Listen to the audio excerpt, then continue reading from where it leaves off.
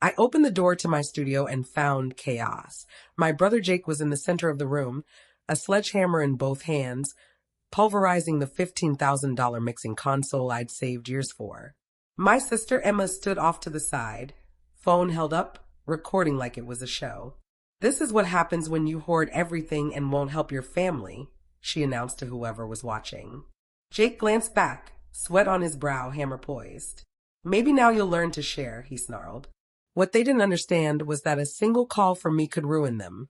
Every manager, A&R, and promoter in my contacts could end their chances overnight. I'm Violet, 34, and I've spent the last decade and a half carving a career out of nothing. I began in a cramped basement on used gear, putting in 80-hour weeks, learning mixing, mastering, and production from the ground up. My house isn't a hobby spot. It's a fully kit professional studio valued at over $120,000, where I've produced chart-topping records for artists who go on to win Grammys. Major labels are clients. My roster reads like the Billboard charts. Everything here, the equipment, the contacts, the reputation, I earned by grinding for it. To my family, though, I was just playing with computers. My success meant I was the family bank. They assumed my workroom, my Rolodex, and my paycheck should be used to lift them up, without acknowledging the grind and sacrifice it took to get here. I'd just come back from what felt like the best session of my life. I'd finished producing tracks that were likely to land Grammy nominations, and my phone had been buzzing with praise from label execs and collaborators. I pulled into my driveway on a high, only to sense something off. My front door was ajar, and the thud of destruction echoed from the garage. I sprinted inside and froze. Jake stood among shattered pieces of my mixing desk. Circuits and knobs lay scattered like the remnants of years of work. My heart dropped. "Finally home from your little hobby?" Jake mocked without looking up. "We need a family meeting about sharing the success." Emma, camera rolling, stepped forward and addressed her followers like an MC. "You've been hoarding opportunities while we scrape by," she said to the lens, then aimed the camera at me. "Time to give back to the people who raised you." I moved instinctively to stop them from wrecking more, but Jake shoved me away. I hit the edge of a console, and a sharp pain flared through my ribs. Emma laughed while recording. "This will blow up online. Look at her, protecting her toys instead of helping her family." Jake listed his grievances as if they entitled him to my life's work. His construction business collapsed. His creditors were calling. He needed capital to revive it. Emma demanded I use my industry passes to hand her meetings and followers on a platter. "You think you're better than us because you work with sound," she scoffed, still narrating the scene. "We supported you. Now it's our turn." Adrenaline took over. I grabbed my phone to call the police, and Jake swung his hammer again. He stopped mid-swing and said something that chilled me. $50,000 now, plus guaranteed introductions to label execs for Emma, and I had to commit to hiring his crew for a studio expansion I'd never planned to build. "Pay up, or I keep smashing until there's nothing left," he threatened. They had not acted on impulse.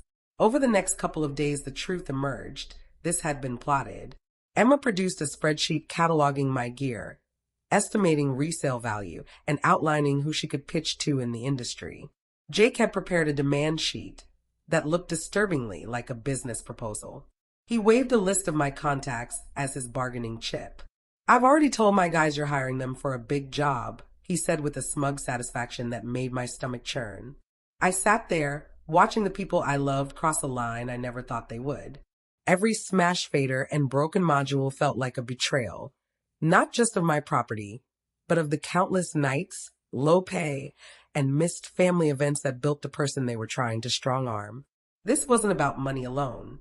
It was about entitlement, the assumption that blood gives them claim to my choices, my time, and my career.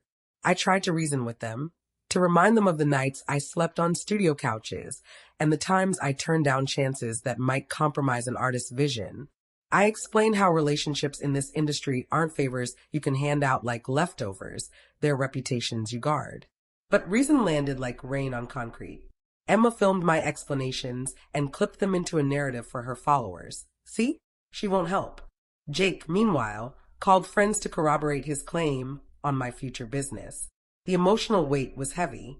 Anger met disbelief, and then fear. If they followed through, my livelihood could be destroyed. Practical loss from the damaged equipment and reputational harm if false stories spread through my networks. I had to decide how to respond to extortion from my own siblings.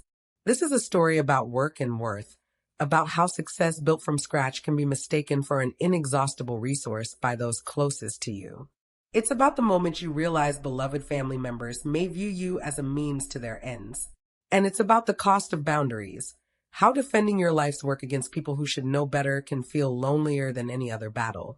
If you've ever had relatives who expected your achievements to be their inheritance by default, you know the sting.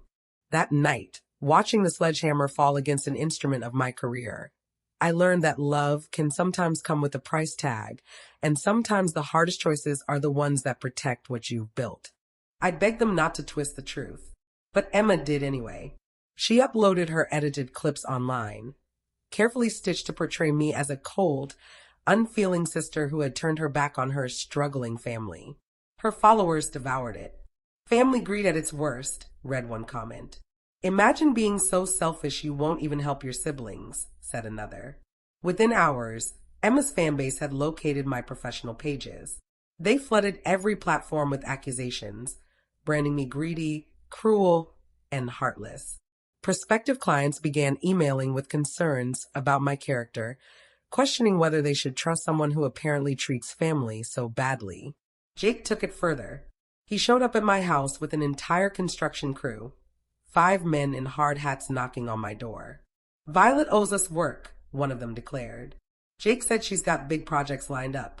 That's when I realized Jake had been throwing my name around to make promises I'd never made. These men weren't scammers, they were victims of his lies, expecting payment for jobs that didn't exist. The breaking point came one night when I returned home to find the locks on my own front door had been changed. From inside, Emma's voice floated out like a judge passing sentence. "Family intervention. Until you start sharing properly, we're protecting you from yourself." They were holding my house hostage. Jake kept smashing my equipment daily under the pretense of motivating me to comply. Emma live streamed the destruction, gleefully building her audience off my humiliation. "Make her pay for being selfish," the comment said. "Family comes first. She deserves this for hoarding success." But I wasn't just sitting there, broken. I began to document everything. Each threat, every shattered piece of gear, every false promise they'd made using my name. I recorded conversations on my phone, photographed the damage, saved every comment. That's when I called my cousin David, the family's outcast. He'd been cut off years ago for refusing to feed the same dysfunction, now being weaponized against me. He didn't need me to explain, he already knew. "They pulled the same stunt on me," David said as he scrolled through the evidence. "Demanded money, wrecked my property when I refused, turned everyone else against me." With his help, I snuck back into my studio while Jake and Emma were out, retrieving my backup drives and crucial files. Together, we uncovered proof they were using my reputation to scam potential clients, promising services I never offered. "You have to fight back," David urged. "They only understand consequences." I was starting to believe him. At David's apartment, I played the part of the wounded sister, supposedly figuring out how to meet their demands. But I wasn't planning surrender. I was building a war chest. While they thought I was broken and desperate, I was methodically compiling every piece of evidence. Screenshots of Emma's harassment posts, time-stamped photos of my destroyed gear, audio recordings of Jake's threats and demands. What they didn't know was that I had direct numbers for executives at every major label and streaming platform in the country. 15 years in the industry had given me more than technical expertise. I'd built relationships with people who could end or launch careers with a single phone call. Grammy winners trusted my judgment. Label presidents valued my recommendations. Platform heads knew I only vouched for the trustworthy. And my network extended beyond musicians. I'd worked with investigative journalists who covered industry scandals, lawyers who specialized in entertainment fraud, even regulators at the Construction Licensing Board, the very people who could shut down Jake's business in a heartbeat. The assaults and destruction had been caught in perfect clarity on my hidden studio cameras, Jake shoving me, Emma laughing as she filmed, both of them threatening my livelihood. High-definition evidence, undeniable. David and I organized it all into a comprehensive case file while I maintained the mask of defeat. My siblings thought they were bleeding a pushover who'd gotten lucky. In reality, they declared war on someone with the power to obliterate reputations. Sometimes the quietest people have the strongest allies. David became my co-strategist, helping me chart every move. He knew their patterns, their past cons, their family secrets.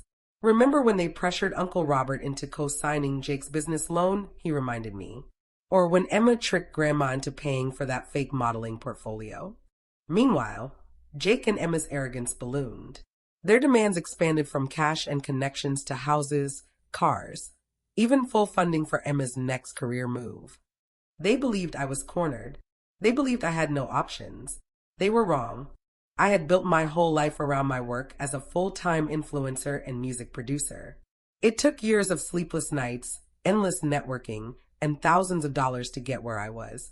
But to my siblings, Jake and Emma, my success wasn't mine at all. It was a resource for them to drain. Jake began posting online as if he were a legitimate contractor who specialized in luxury studio makeovers, using photos of my destroyed workspace to advertise his projects. Clients were reaching out to him based on work he'd never done. Meanwhile, Emma quit her retail job overnight, announcing to me that my industry contacts would make her famous instantly. She was already rehearsing award speeches for achievements she hadn't even earned. "You can do this the easy way or the hard way," Jake told me one afternoon when he showed up at my door uninvited, trying to intimidate me into handing over money. Emma was no better. She filled her feeds with fake posts of herself collaborating with major artists using stolen shots from my real studio sessions. She was literally constructing a career on lies about mine. Then they took things even further. They organized a so-called family intervention, inviting every aunt, uncle, and cousin they could to my parents' living room. Their plan was simple: shame me into public surrender in front of everyone who'd known me my whole life. "Once the family sees how selfish you've been," Emma smirked, "you'll have no choice but to pay up or be cut off." They thought they had me cornered. But David, my trusted friend and collaborator, and I had been quietly preparing. We compiled surveillance footage from my studio, documented every fraudulent move, and gathered signed statements from industry professionals who'd witnessed their harassment firsthand. "They think this is their big win," David said as we flipped through our evidence files. "They have no clue what's about to hit them." The intervention turned out to be the perfect trap. I walked into my parents' living room with what looked like bank transfer forms and contracts in my hands. My shoulders were slumped. I looked like someone finally beaten into submission. "Thank God she's finally being reasonable," my mother whispered to my aunt. Jake stood at the center of the room like some self-appointed patriarch. "Violet has agreed to meet our fair demands," he announced grandly. "She's going to help family the way family should help each other." Emma was already live streaming to her followers, promising them a dramatic on-camera apology from her selfish sister. I set my papers down on the coffee table and smiled. "You want to talk about family loyalty?" I said quietly. "Let me show you what real consequences look like." I opened my laptop and hit play. The room fell silent as the screen showed Jake smashing my $15,000 mixing board with a sledgehammer while Emma filmed and laughed. The audio captured every threat, every demand, every ugly moment. "You can't prove anything," Jake stammered. "This is family business." "Actually," I said calmly, "I can prove everything. And I already have." I held up my phone, scrolling to confirmation emails. "Jake, the licensing board is already investigating your so-called construction company for fraudulent advertising and false credentials. They received my report yesterday." His face went pale. "Emma," I continued, "Instagram, TikTok, and YouTube are all reviewing the evidence packages on your harassment campaigns and fake collaborations. Every screenshot is already in their hands." Emma froze and stopped her live stream mid-sentence. Panic flashed across her face as the extended family stared at the footage, realizing how deeply they'd been manipulated. "And that's just the start," I said, opening another folder. "David, would you like to take this part?" David stood up and held his own portfolio. Jake has defrauded 3 previous business partners, he told the stunned relatives. Emma has been running scams on dating apps and crowdfunding platforms. This isn't a one-time mistake. It's a pattern. The licensing board, I added, is very interested in Jake's history. And social media platforms take coordinated harassment and impersonation extremely seriously. This is ridiculous. Jake tried to interrupt.